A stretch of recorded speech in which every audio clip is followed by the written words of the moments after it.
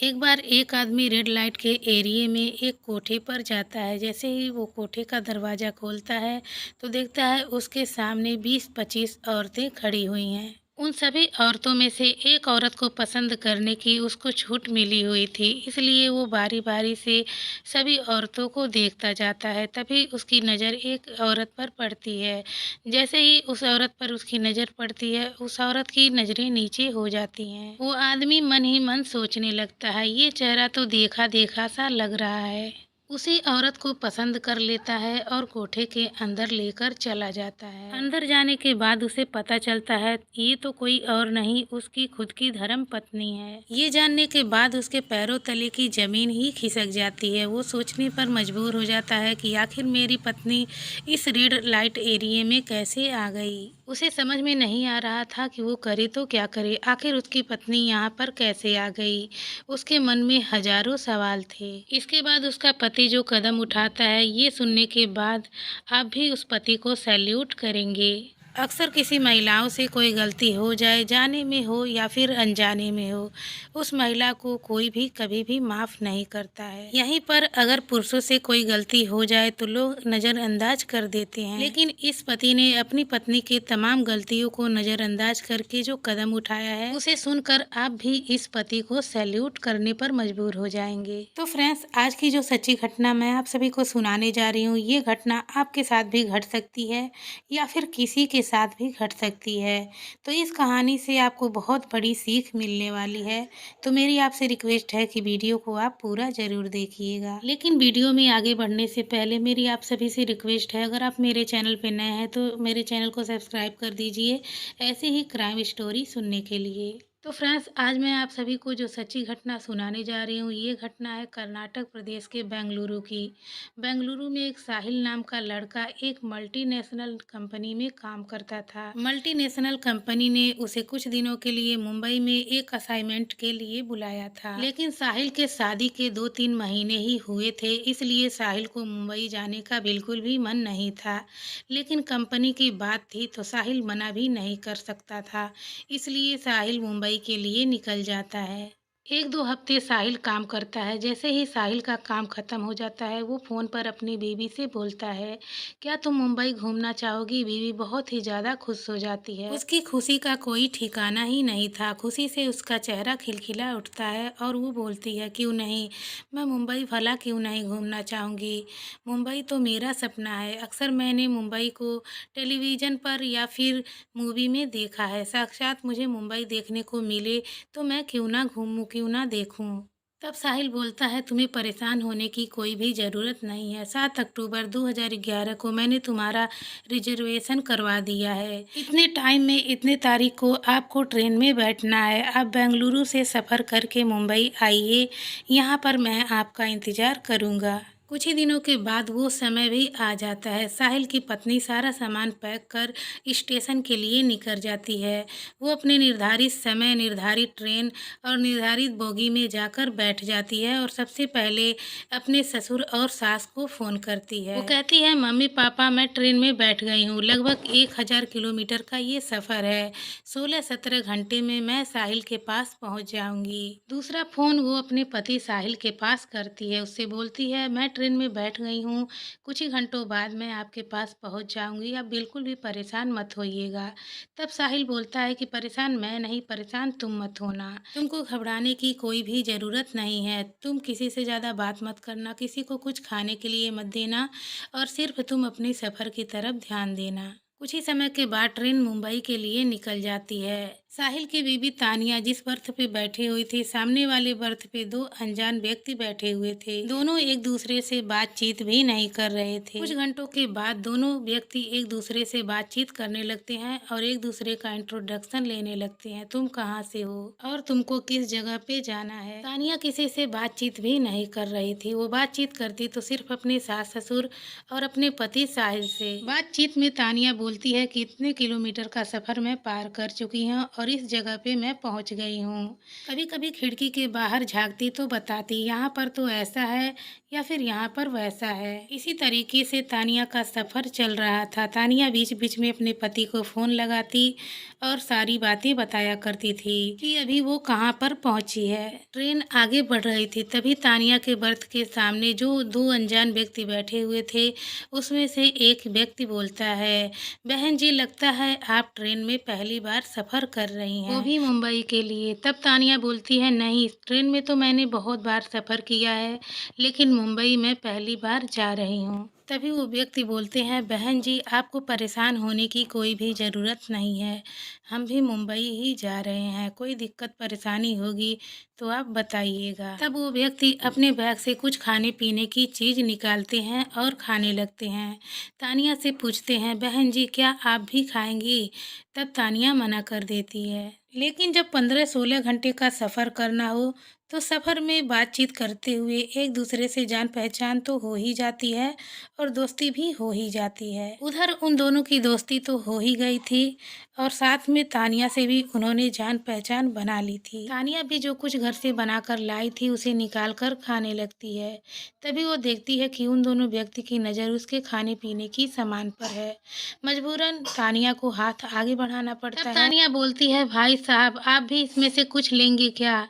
तभी वो दोनों व्यक्ति तानिया का सामान लेकर खाने लगते हैं। इसी तरीके से वो दोनों व्यक्ति भी कुछ भी खाने पीने की सामान खरीदते तो तानिया की तरफ हाथ बढ़ा दिया करते थे कि बहन जी आप खाएंगी क्या, लेकिन तानिया मना कर देती है। इसी तरीके से तानिया का सफ़र कट रहा था। बहुत ही सुहाना सफ़र था और बीच बीच में तानिया अपने पति के पास फ़ोन लगाकर भी बातचीत करती रहती है। 1000 किलोमीटर में से 850 किलोमीटर का सफ़र तानिया तय कर चुकी थी। अब तानिया मुंबई से सिर्फ 150 किलोमीटर की दूरी पर थी। तानिया अपने पति के पास फ़ोन लगाती है और कहती है, मैं आपसे सिर्फ 150 किलोमीटर की दूरी पर हूँ। तब साहिल बोलता है, ठीक है तुम मुंबई आओ, बिल्कुल भी डरना घबराना मत, मैं समय से स्टेशन पर तुमको लेने आ जाऊँगा।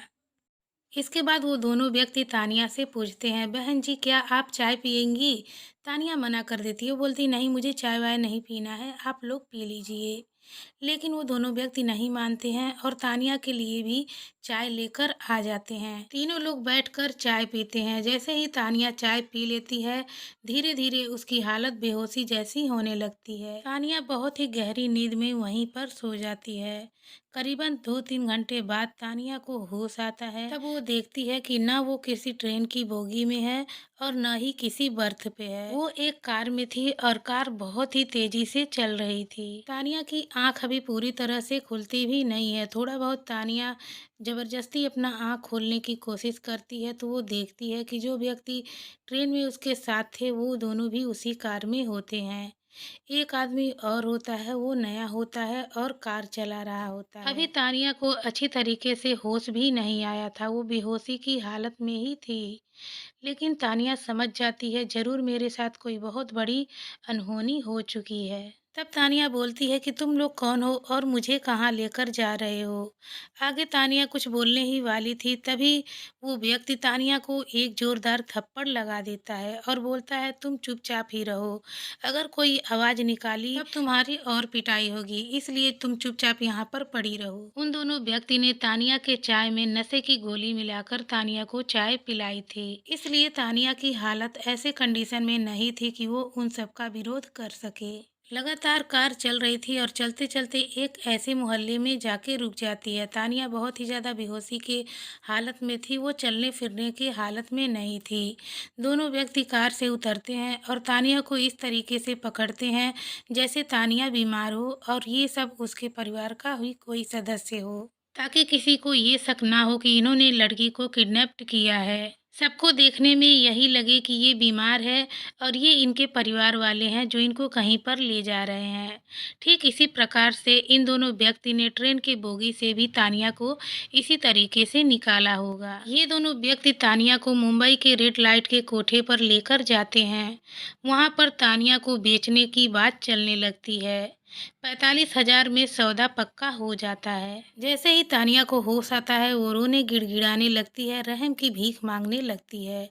लेकिन वो दोनों व्यक्ति तानिया को लात मारकर और 45,000 रुपये लेकर वहाँ से रफू चक्कर हो जाते हैं। अब तानिया एक कोठे पर थी। तानिया अगल-बगल देखती है तो 20-25 महिलाएं और होती हैं जिन्होंने ऐसा लिबास पहना था कि कोई भी व्यक्ति उन्हें देखकर उत्तेजित हो जाए। कोठे की मालकिन तानिया को ले जाकर एक कमरे में बंद कर देती है क्योंकि तानिया विरोध करने पर उतारू हो गई थी। इधर तानिया का पति रेलवे स्टेशन पर तानिया का इंतजार करता है। जब तानिया कहीं नहीं दिखती है तब वो तानिया के नंबर पर फ़ोन करता है तो उसका फ़ोन स्विच ऑफ आता है। तानिया का पति काफ़ी देर तक रेलवे स्टेशन पर ढूंढता है लेकिन तानिया नहीं मिलती है। वो बहुत ही ज़्यादा परेशान हो जाता है। वो अपनी माँ के पास भी फ़ोन करता है और जाकर रेलवे स्टेशन पर जीआरपी को भी सूचना देता है। साथ में वो पुलिस स्टेशन भी जाता है और वहाँ पर अपनी पत्नी का गुमशुदगी दर्ज करा देता है और वो तमाम कोशिशें करता है अपनी पत्नी को तलाश करने का।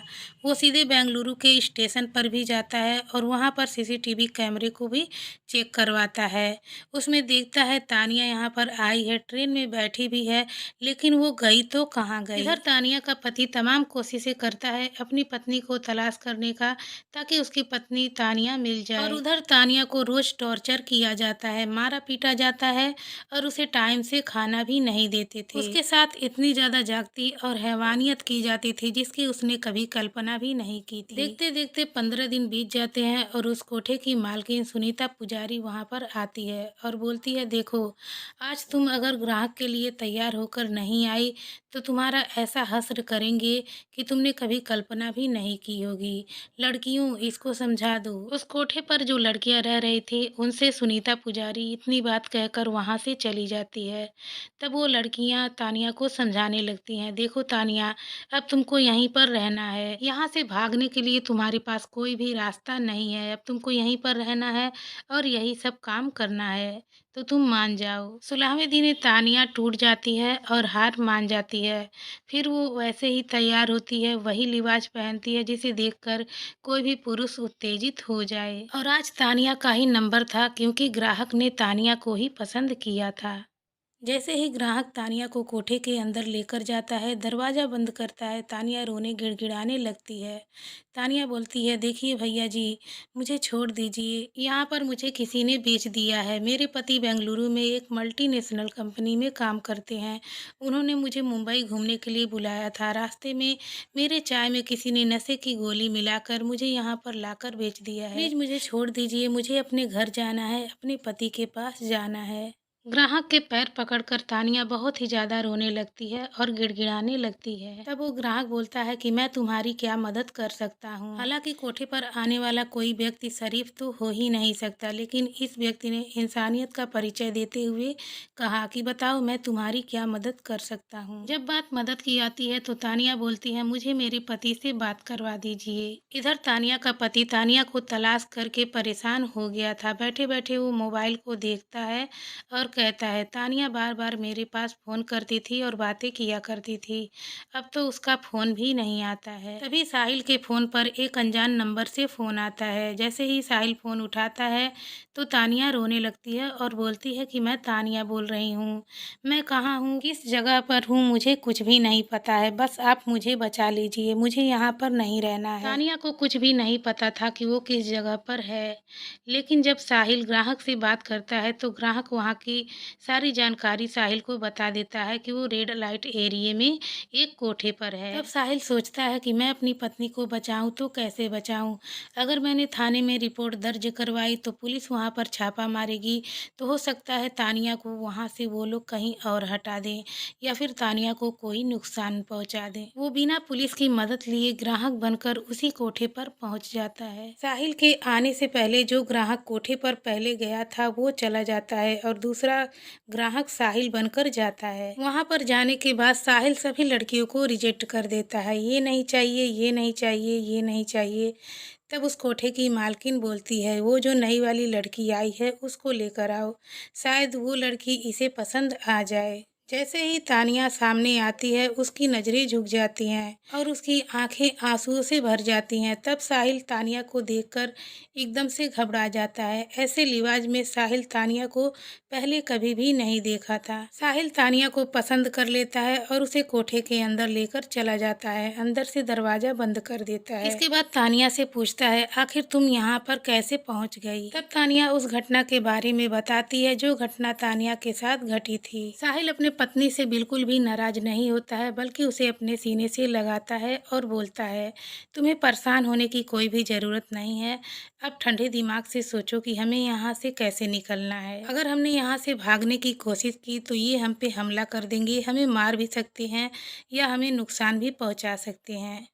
तब साहिल को बैठे बैठे एक तरकीब सूझी। उसने तुरंत ही पुलिस कंट्रोल रूम में फ़ोन किया और 7 अक्टूबर से लेकर अभी तक जो भी घटना उनके साथ घटी थी, सब कुछ वो पुलिस को बता देता है। और वो बताता है कि हम रेड लाइट एरिया के इस कोठे के इस कमरे में फंसे हुए हैं, आप यहाँ पर आकर हमें बचा लीजिए। वाकई पुलिस ने ईमानदारी का काम किया। तुरंत ही पुलिस एक बड़ी टीम के साथ उस एरिया में पहुंच जाती है और उस कोठे को चारों ओर से घेर लेती है।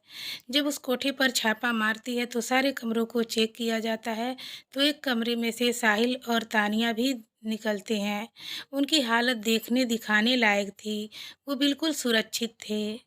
पुलिस तानिया और साहिल को वहां से सुरक्षित निकालती है और उनके साथ साथ बहुत सारी लड़कियों को निकालती है वहां से, जो लड़कियां इसी तरह से इनके चंगुल में फंस गई थी। पुलिस पता लगाने की कोशिश करती है तो पता चलता है इसी तरीके के दलाल बस स्टेशनों पे, रेलवे स्टेशनों पे घूमते हैं, ताकि कोई लड़की अकेली हो या फिर कोई लड़की सुंदर हो तो उन्हें इसी तरीके से फंसा लिया जाए और उन्हें कोठे पर ले जाकर बेच दिया जाए। पुलिस ने उस कोठे की मालकिन को और जो दोनों व्यक्ति थे जिसने तानिया को यहाँ पर बेचा था, उनको गिरफ्तार कर लेती है और साहिल तानिया को बेंगलुरु भेज देती है। तो दोस्तों, साहिल ने बहुत ही अच्छा काम किया, इंसानियत का काम किया, नेक काम किया कि उसने अपने पत्नी की जिंदगी बचा ली। शायद उसकी जगह पे कोई और पति होता तो इतनी छोटी सी बात को देखते हुए वो अपनी पत्नी पर लांछन भी लगा सकता था और ये भी कह सकता था कि तुम कोठे पर आ गई हो तो यहीं रहो, मेरी जिंदगी में तुम्हारी कोई भी जगह नहीं है। लेकिन साहिल ने बहुत ही इंसानियत का काम किया था, जो अपनी पत्नी को इस दलदल में धंसने से बचा लिया था। तो फ्रेंड्स, आप सभी से रिक्वेस्ट है, अगर आप कहीं भी सफ़र करें तो सफ़र में ना ज़्यादा किसी से बातचीत करें, ना ज़्यादा किसी से दोस्ती बनाएं और ना ही किसी का सामान लेकर खाएं। पता नहीं कौन सा व्यक्ति किस रूप में आपको नुकसान पहुंचा दे, जिस तरह इन दोनों दलालों ने तानिया को नुकसान पहुंचाया था। तो सतर्क रहें, सचेत रहें। फिर मिलेंगे अगली क्राइम स्टोरी के साथ। तब तक के लिए बाय बाय।